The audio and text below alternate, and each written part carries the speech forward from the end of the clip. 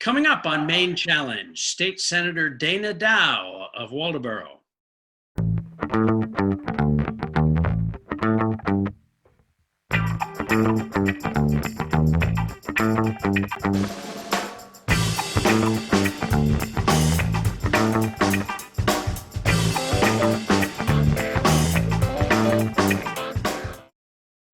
Hello and welcome to Maine Challenge.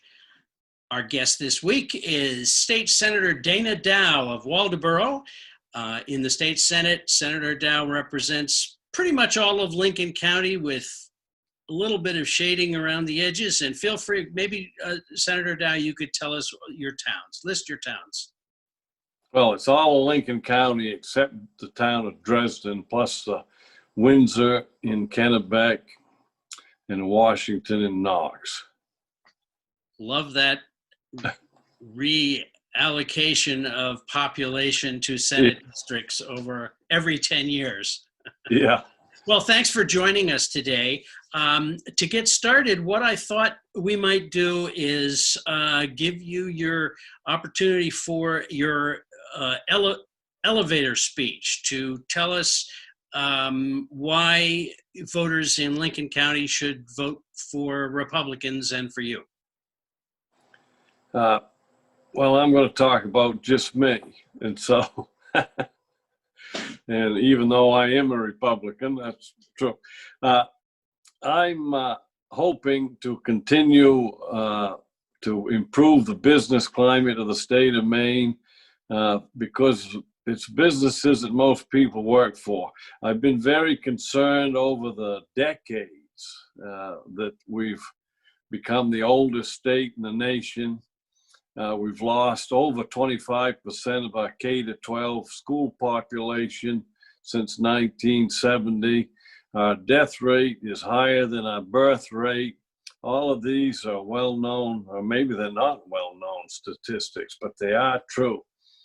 And we have to ask ourselves a reason why that has happened over the decades. And my conclusion has been that too many businesses have not expanded, not moved into the state or moved out of the state. Excuse me, that's from adjusting the phone too much. So that we need to do things that will keep people in the state of Maine. We've been talking about the brain drain for many, many years, but we haven't done anything about it. And some of the things that affect that are the tax rates and over-regulations that we seem to have in this state compared to some of the other nearby states, that is. Well, you are the what we call the floor leader, the minority leader in the state Senate for the Republicans. Is that correct? I am. And so that sort of puts you in the position of representing the Republican Party. And I've heard a number of people who are confused and somewhat disoriented by the lack of a platform at the convention last week. And I think voters want to know, at least many that I've talked to, want to know where candidates stand in terms of the big issues. And I'd like to hear from you on that as to where you are on some of the big issues. And I'll name them if you like, or I'll let you just talk about the ones that come to mind. Well, of course, as I've already stated, business is a big one. Increasing the business opportunities for Maine. And I'm not talking about businesses because I own Dow Furniture, but I'm not Dow Furniture.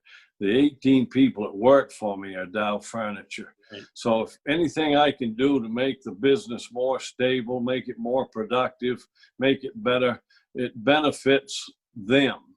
Sure. And how does it benefit them? It gives them pay raises, gives them health benefits, just gives and other benefits, and just gives them stability. And stability is the key to businesses. So when I talk about business, I'm really talking about workers in the state of Maine.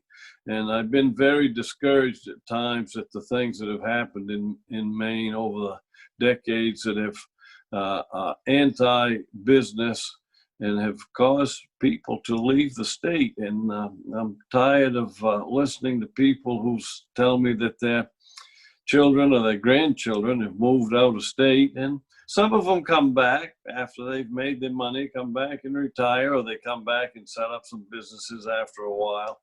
But it'd be nice to keep a lot of people here. This is a great state. And those are always my main concerns. Those are the long range goals.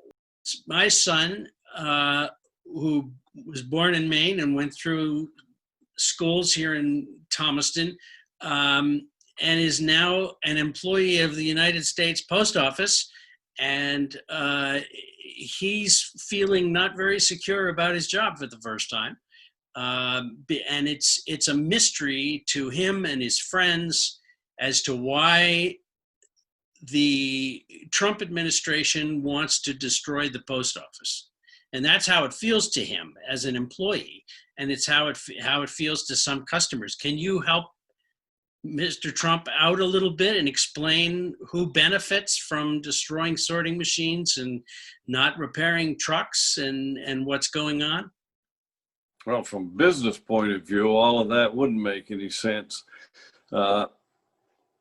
The post office, from what I understand, is a kind of a quasi-government organization, and their funding comes from their own sources, which is, of course, delivering the mail. So that's why we have a periodic increase in postage. Every once in a while, or seldomly, I should say, the federal government gets involved into giving them money. So this may be one of those time periods when we have to step in and give a dose of money to help through a problem that seems to be going on right now. But that's what I would look at. But of course, that's a federal problem. That isn't something I deal with. It's more than a federal problem. It's a problem to every state, including ours.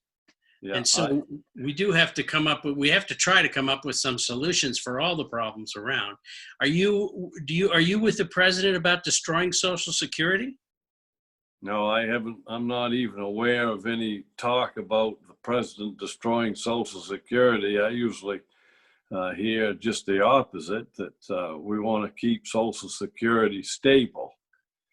And in order to do that, his proposal is to end the payroll tax. And of course, we all like hearing about taxes getting cut, but that is basically, as I understand it, if he succeeds in cutting the payroll tax, the post office is basically, I'm sorry, Social Security is defunded in 2023. Now, do you have relatives, friends who are on Social Security and depend on it to pay their bills? Yeah, I think the one that is talking to you is drawing Social Security. So, as am I.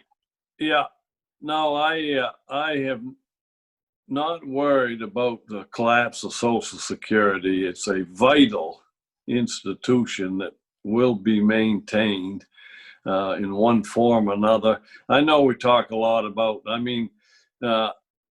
some Republicans in this state talk about doing away with the income tax, but I can't see that happening. I mean, just because New Hampshire doesn't have one, we can make adjustments to ours to try to be competitive with the other states without doing away with it. I don't see that as probably a legitimate proposal to do away with the payroll tax. Tell us about, let's get back to Lincoln County then, and your Senate district. What are some of the critical issues to people beyond the business climate? What are some of the critical issues for people living in your Senate district where the state legislature can help? Well, we don't have a massive industry in this mid-coast area. And likewise, we don't have a community college. The closest thing we have to a community college is the Region 8, the new Region 8 in Rockland. And I'm very impressed with that, and I support it more than most people do, because that is the one institution we have in this area that can train adults at night. They have a lot of night classes. It isn't just a day school. And because being a former school teacher, education is very important to me. And I see that as breaking a lot of roadblocks. And if there's any programs I like to see worked on, it has to do with helping adults in their education process to better themselves so that they can get better jobs and get better pay and have a more substantial life. Thank you. When I was in the legislature, and I think you were too, when Governor LePage, 2011 basically, did a fairly broad and wide tax cut, especially on corporate taxes. Looking back on that, almost 10 years later, do you think that helped Maine's economy? And are we in a better place now as a result of those cuts? Yeah, I don't think the corporate tax was cut much. We still have one of the highest corporate taxes in the nation. Yes, I do think it helps some, but I just want to remind people at 7.15% at the top end, we're still over 2 points higher than Massachusetts. We used to joke and laugh at Massachusetts and call them Taxachusetts. Well, they got their act together, cut their rate to 5.1 at one point, and they put a provision in that if they took in more money than they expected, that their tax rate would go down a little bit. So they've reduced it to 5.05 income taxes. That's right. And there's one thing that people don't know about the income tax in this state. The low end, that is the income tax that we charge the poor people, that's what I refer to, is 5.8%. The low rate happens to be the highest in the nation. We charge the lower income people in this state more income tax than any state in the country. And our low rate is higher than 17 states' top rates. Like I said, Massachusetts 5.05, Pennsylvania 3.07. Those are both flat taxes. The 17 states that have lower top rate taxes than our low rate, plus the 9 that have no income tax at all. So there's 26 states that have a lower tax than our low end. And I think we need some tax reform there. I just don't go for the definition that we're going to tax the rich, because from what I've seen, the definition for the rich is anybody that has a job in this state and they can be taxed. So I don't go with that. And I think we need to make some adjustments. Has the legislature in this current term or the previous term when you were also there, has the legislature done anything about that? Has there been legislation that adjusts that and increases the fairness of it? There's been talk about it, but the will to do it has not been there in the vast majority of the legislature. Other problems have been dealt with, but I look at this as a long-term problem. And when I look at the population of the state of Maine being stagnant, and then because I'm very well traveled in this state, and I've been around this state all over and spent much time in different localities. And I take northern Maine, for instance, who has lost 40% of that population since 1970. And that's just about time the income tax started to kick in. And I believe that every time we ratcheted up the income tax, it took some businesses in northern Maine that were on a knife edge already, because the markets are so far away in Boston that their expenses were more, that it caused them harm. So I would like to continue to pursue some tax reform, and it's for working people. I want to get the tax back so that businesses will expand. Businesses will come here and locate. And in this state, we don't have a great reputation for business climate. New Hampshire, in some publications, is rated number 2. We're rated number 48 in some publications. Sometimes we get put on the short list for businesses looking to relocate, but most of the time we don't make the short list. We make just a long list and not the short list. One thing that I've been concerned about for a long time are energy costs. And I'm wondering where you are on alternative energies like solar and wind, and do you support, yeah, let's start with that. Solar and wind, are you a supporter or not? Well, I was the sponsor of the major solar bill this year that passed. And that is a bill that has had big ramifications in this state. I actually had several companies, about a dozen of them, come and meet me in the Senate chamber. They were from Massachusetts, they were from New Hampshire and Maine, to tell me how grateful they were for this solar bill, which allowed medium-sized projects. By medium-sized, I mean a whole school system to be able to set up a solar system, or a town to do it. And it erased a lot of the roadblocks that were in place. And for instance, Maine Health, they called me personally a few weeks ago to tell me that when they get their projects done, that they're going to save $1 million a year. So solar to me is just another business part that I'm always in favor of investing in businesses in the state of Maine, and anything that will improve businesses. My reputation in conservation in the state, at least in the state house, is fairly well known. 2 years ago on the conservation survey that was given out, it's a scorecard. I was the only Republican. I'm going to say that again. I was the only Republican in the House and the Senate that received a perfect score on the scorecard for that year. I've always maintained. This is from the Maine conservation voters? Yes.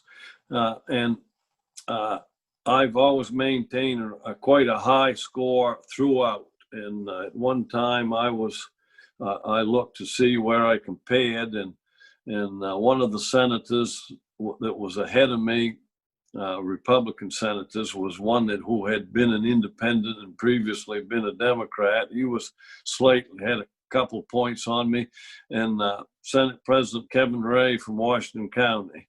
But I've always maintained that. I think it goes back to my roots with Teddy Roosevelt and the park conservation and all of that. I really think it starts there, but I've always been very concerned with conservation. So the solar projects have been very important, and there are several towns. Matter of fact, there have been a couple of articles in the Portland Press Herald lately talking about solar projects. Now, they don't ever mention my name, of course, but a lot of the stuff that's being done was because of the bill that I was asked to sponsor. And why was I asked to sponsor that bill? Because why not a Democrat? Well, I'm a Republican. I'm supposed to be the one against those things. I'm not. And they knew as a leader that they thought I could get the bill through, and I was glad to do that. And I supported and spoke on the bill whenever I needed to help get that solar bill through. Well, good for you. I appreciate that. How do you stand on the so-called corridor, the mostly underground DC line to deliver Canadian hydropower to Massachusetts that cuts right through the state of Maine? Are you in support of that project? I do support it because it'll help substantially lower carbon dioxide emissions. In an energy symposium I attended many years ago when I was in the Senate, the talk was that if New England was going to grow, they had to increase their power supply 15% or more.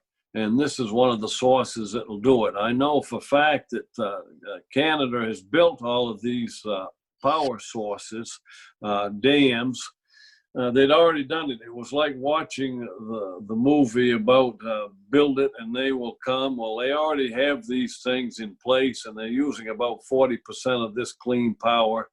And if we can get it into New England, it'll help. Not only does it just go to Massachusetts, but we're all part of the New England power grid, and it'll come back up here too, and it'll help with our costs of energy also. I'm convinced of that. Do you know why Vermont and New Hampshire rejected the project? I think the line that it would have to cut through were much too long. We're talking about 58 miles for us. Somebody told me it's like the equivalent of creating 2 new dairy farms. I don't know. That's just a funny way of saying it. But anyway, ours is like a 58-mile corridor to get to the existing places.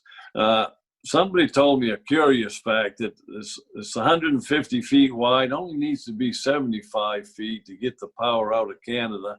The other 75 feet has to do with the potential for lines being put up from windmills, because the power coming out of Canada is DC and the windmills produce AC, and you can mix the two, but you have to do it either at many small substations, which are uneconomical, or you do it in one big location in Lewiston.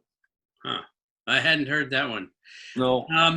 What did you have any bills that are sort of stuck in the limbo of not being able to get out of committee and be disposed of before the next legislature?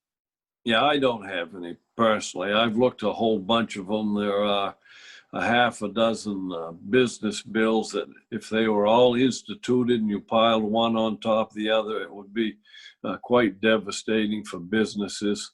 There are just too many regulations and too many different things that have to be done in tax here and tax there. And that's not conducive to this business climate. And I'm not going to vote anyway for things that don't improve the business climate, because I'm tired of I don't want my own grandchildren to leave the state either. So we need to do everything we can to improve the business climate in the state of Maine and make it possible for businesses who want to come here.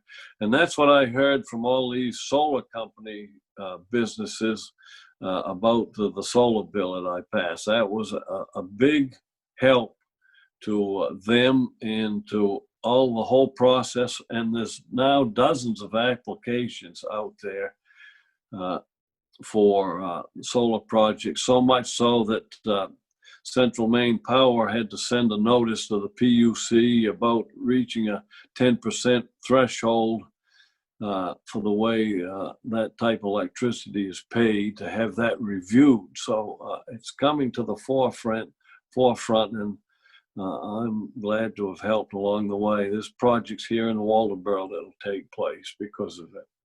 Well, we're running out of time. Unfortunately, there's lots more to cover that there always seems to be. But one thing I did want to ask you about is coming back for a special session.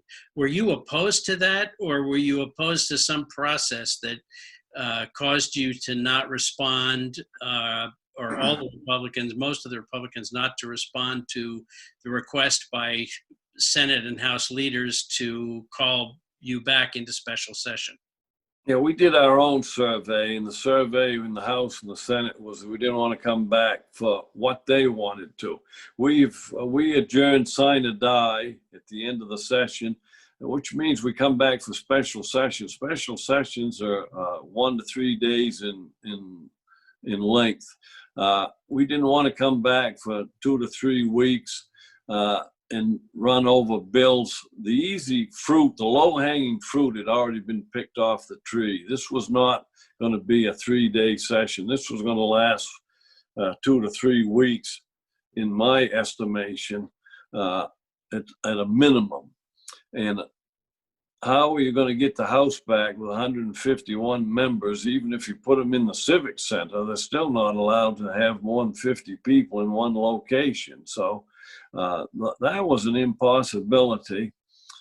The other thing that I thoroughly objected to was if the limit is 50 and is for protection from spread of COVID, how are you going to put about 200 legislators plus all the staff for 2 to 3 weeks and then evenly distribute us back out all across the state of Maine?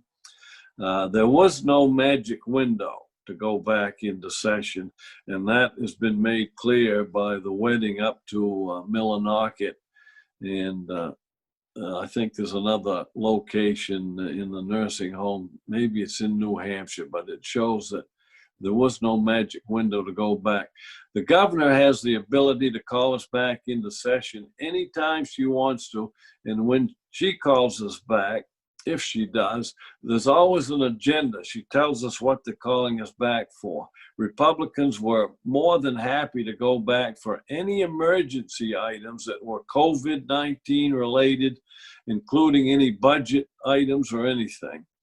And so I'm in my personal belief is I'm waiting for the governor to decide if that type of an emergency actually exists. Everything that was left on the table can be taken up by the new legislature. Okay, well, thank you. That pretty much wraps up our session. And we very much appreciate your coming on to the show and answering questions for us, and wish you well in your election. And thank you again, Senator Dana Dow of Lincoln County, for joining us on Maine Challenge. You're more than welcome, and I wish you good health and wellness also. Thank you, Senator Dow. Appreciate it. All right. See you down the road. All right, good.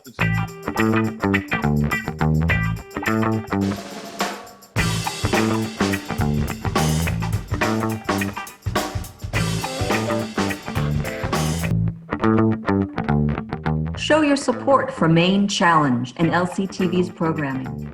We're all about community.